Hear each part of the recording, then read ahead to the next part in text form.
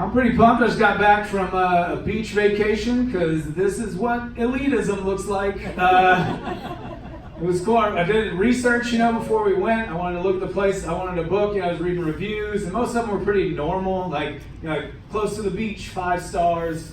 Clean bathroom, 5 stars. And there was one-star review, and it said, many a potential relaxing evenings were ruined by the sound of raucous partying, all caps, after 10 p.m. Like, who the fuck wrote that review? Fraser Crane? Like, what's... You booked an efficiency condo in North Florida, the land of light beer. I'm pretty sure Dale Earnhardt's mustache is on their state flag.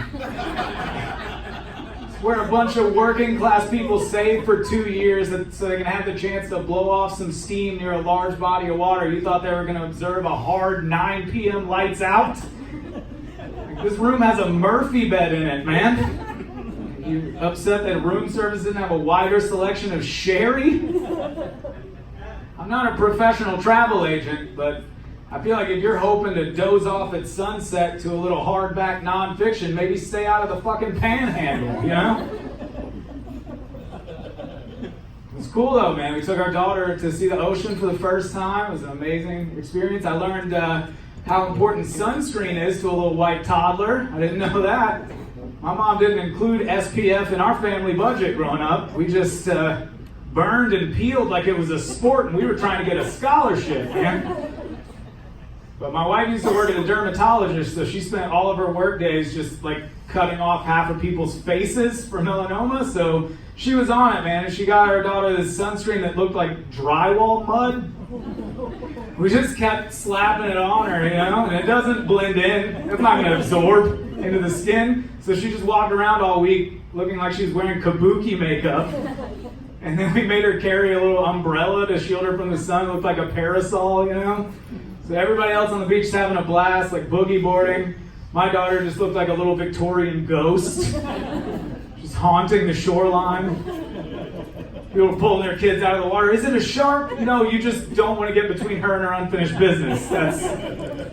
It's risky. We'll come back when the coast is clear.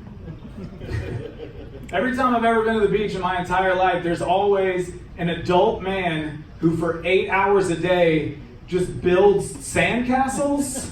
This is vacation to you, man? Doing meaningless manual labor in the sun all day long, knowing that at the end of it, you're just going to sit back and watch it get taken by the sea? If that's your idea of vacation, what do you think heaven is like? You just live a life of self-sacrifice so you can spend eternity doing Jesus' landscaping? Spread that gospel, now we get to spread this mulch! Get it. Do some adult shit. It's vacation.